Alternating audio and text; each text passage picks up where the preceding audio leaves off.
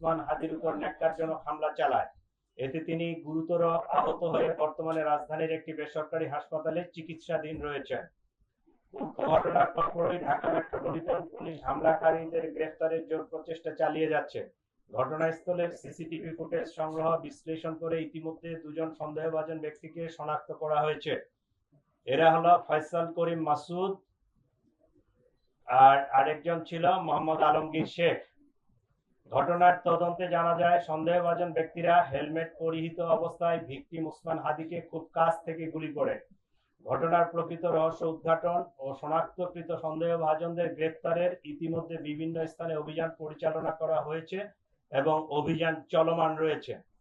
সন্দেহভাজন ব্যক্তিরা যেন সীমান্ত পার না হতে পারে সেজন্য তাদের পাসপোর্ট সংগ্রহ করে পাসপোর্ট ব্লক করে দেওয়া হয়েছে। সীমান্তে অতিরিক্ত সতর্কতা জারি করা হয়েছে। এছাড়াও সন্দেহভাজন ব্যক্তিদেরকে গ্রেফতারের সহযোগিতার জন্য গণপ্রজাতন্ত্রী বাংলাদেশ সরকারের পক্ষ থেকে 50 লাখ টাকা পুরস্কার ঘোষণা করা হয়েছে। ইতিমধ্যে শেরপুরের নলিতাবাড়ি এলাকায় অভিযান পরিচালনা করে সীমান্ত দিয়ে লোক পারাপার যারা করে এই জড়িত সন্দেহে আমরা দুইজনকে গ্রেফতার করতে সক্ষম হয়েছি, তাদেরকে নিয়ে আসছি।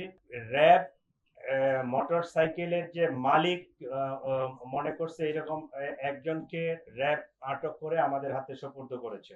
প্রিয় সাংবাদিক বৃন্দ, চাঞ্চল্যকর এই ঘটনায় জড়িতদের গ্রেফতারে আমরা আন্তরিকভাবে কাজ করছি। আপনাদের মাধ্যমে সর্বসাধারণের নিকট অনুরোধ, আপনারা যদি কোনো তথ্য পেয়ে থাকেন নিকটস্থ পুলিশকে অথবা 999 এর মাধ্যমে পুলিশকে আপনারা জানাতে পারেন।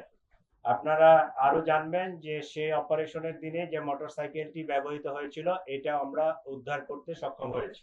এই ছিল মোটামুটি আমাদের পক্ষ থেকে এখন পর্যন্ত এই মামলায় যে অগ্রগতি। আমাদের কাছে যেটা মনে হচ্ছে সেটা হচ্ছে, আপনারা তো জানেন যে হাদি হচ্ছে ইনকিলাব মঞ্চের অন্যতম একজন সংগঠক। তো এইটার যারা রাইভাল, যারা এটাকে পছন্দ করে নাই, যারা এটার প্রতিপক্ষ, তারাই তাকে টার্গেটেড একটা কিলিং করার জন্য এই হামলাটা করেছে। এই ঘটনায় কোনো মামলা হয়নি এখনো? আমরা বাদী পক্ষের সাথে 2 দিন ধরে খুব জোর প্রচেষ্টা চালাচ্ছি যে তাদেরকে দিয়ে মামলাটা করলে ভালো হতো। কারণ পুলিশ বাদী না হয়ে তাদের, যেহেতু তার ভাই আছে, তার নিকটাত্মীয় যারা আছে তাদেরকে দিয়ে তারা ওই আসতে পারতেছে না, আসলে তারা রুগী নিয়ে ব্যস্ত। জিনিসটা সুন্দরভাবে জিডি করা আছে, আমরা অলরেডি এফআইআর ড্রাফটও করছি। আজকে আমরা সিদ্ধান্ত নিচ্ছি যে তারা যদি নাই আসে সেক্ষেত্রে আমরা ট্রাই করব যে এফআইআরটা নিয়ে ওই হাসপাতাল থেকে তাদেরকে সিগনেচার করে নিয়ে আসা যায় কিনা। যদি সিগনেচার তারা করে দিল, না হলে আমরা পুলিশ বাদী হয়ে মামলাটা রেকর্ড করে ফেলবো। আচ্ছা, আমাদের আপনারা জানেন যে এই গভর্নমেন্ট একটা অপারেশন করছিল, অপারেশন ডেভিল হান্ট। আমরা পার্টিকুলার কোনো দলের কথা না বলে আমরা যারা মিসক্রিয়েন্ট, যারা দুষ্কৃতিকারী, তাদের অ্যারেস্টের ব্যাপারে এর আগে একটা অপারেশন চলছিল। এর মধ্যে অনেকেই এখনো জামিনে বাইর হয়ে গেছে, অনেকেই যারা বিদেশে পলাতক ছিল তারা দেশে চলে আসছে, অনেকে একটা নির্বাচনী ইমেজ আসছে, সবাই আসছে। তো এইটার জন্য আমাদের গতকাল থেকে অপারেশন ডেভিল হান্ট 2 এইটা একটা অপারেশন গতকাল থেকে চালু হয়েছে।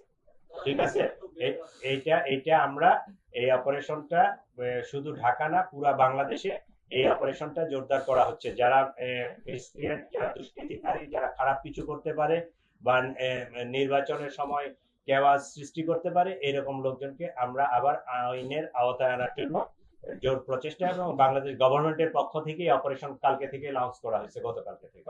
আমি আশা করি আপনাদের মাধ্যমে ঢাকাবাসী, পুরা দেশবাসীকে রিকোয়েস্ট করতেছি, বাংলাদেশ গভর্নমেন্টের পক্ষ থেকে তো একটা পুরস্কার ঘোষণা করা হয়েছে এদেরকে ধরার বিষয়ে, এর বাহিরেও কোনো অস্ত্রধারী বা এরকম কোনো মিসক্রিয়েন্ট লোক যদি থাকে আপনারা আমাদেরকে তথ্য দিবেন, আপনাদের পরিচয় সম্পূর্ণরূপে গোপন রাখা হবে।